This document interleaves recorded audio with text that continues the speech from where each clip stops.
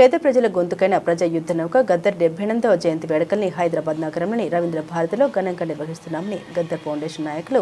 శ్రీహరి యాదవ్ బతుల చంద్రం తెలిపారు. ఈ మేరకు కార్యక్రమ కరపత్రికను సిద్దిపేట అంబేద్కర్ సర్కిల్లో హలో ప్రజా సంఘాలు, కుల సంఘాలు, ఉద్యోగ సంఘాల ఆధ్వర్యంలో ఆవిష్కరించారు. అనంతరం మాట్లాడుతూ ఈ నెల 31న హైదరాబాద్లోని రవీంద్ర భారతిలో జరిగే గద్దర్ జయంతి వేడుకల్లో పలువురు కళాకారులు, రాజకీయ ప్రముఖులు పాల్గొంటారని తెలిపారు. ప్రియమైన గద్దరన్న వారసులారా, గద్దరన్న అభిమానులారా, గద్దరన్నే చెప్పినట్టుగా ప్రజలే గద్దరన్న వారసులు. అణగారిన వర్గాల గొంతుకై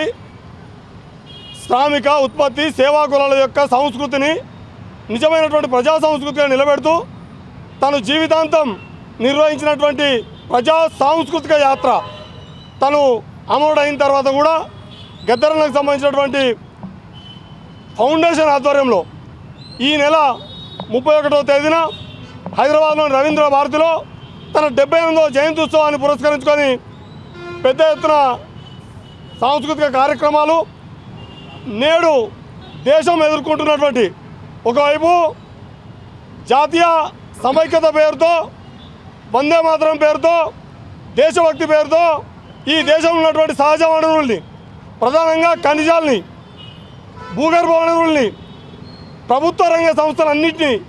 ఒక్కరిద్దరు పెట్టుబడిదారులకు, అంబానీ, అదాని లాంటి పెట్టుబడిదారులకు ఈ దేశాన్ని దారదత్తం చేస్తూ పీడిత ప్రజలు మాత్రం దేశభక్తి పేరుతో మభ్యపెడుతూ నిజమైనటువంటి దేశభక్తిని ప్రజల్లో విస్తృతం చేసి ప్రజల పక్షాన నిలబడి ఈ సంపద అంతా ప్రజల వరం కావాలని, సహజ వనరులు, సహజ సంపద, ప్రజాస్వామిక వ్యవస్థ ఉండాలనేటువంటి విధానాన్ని తుంగలో దొక్కి కార్పొరేటీకరణలకే వత్తాసు పలుకుతున్నటువంటి జాతీయ ప్రభుత్వం ఒకవైపు ఉంటే, మరోవైపు ఈ రాష్ట్రంలో గద్దరన్న మాటలో చెప్పాలంటే సింగరేణి కొంగు బంగారం. అట్లాంటి సింగరేణి కార్పొరేట్ కంపెనీలకు తాకట్టు పెడుతూ కాంట్రాక్టర్ల లేదా కంపెనీలలో వాటాల కోసం పోటీ పడుతున్నటువంటి పరిస్థితి ఏమో రాష్ట్రంలో చూస్తూ ఉన్నాం. ఈ నేపథ్యంలో గద్దరన్న వారసులంటే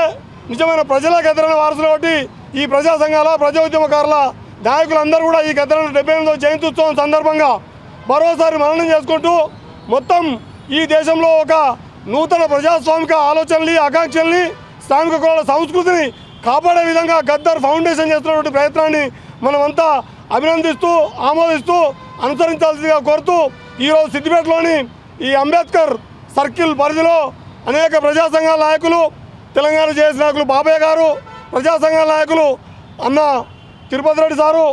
గద్దర్ విగ్రహ నిర్మాణ కమిటీ చైర్మన్ గారైనటువంటి ఆశ లక్ష్మణన్న, ప్రజా సంఘాల బీసీఎస్సీ, ఎస్టీ సంఘాలు చేసిన నాయకులు బత్తుల చంద్రన్ గారు,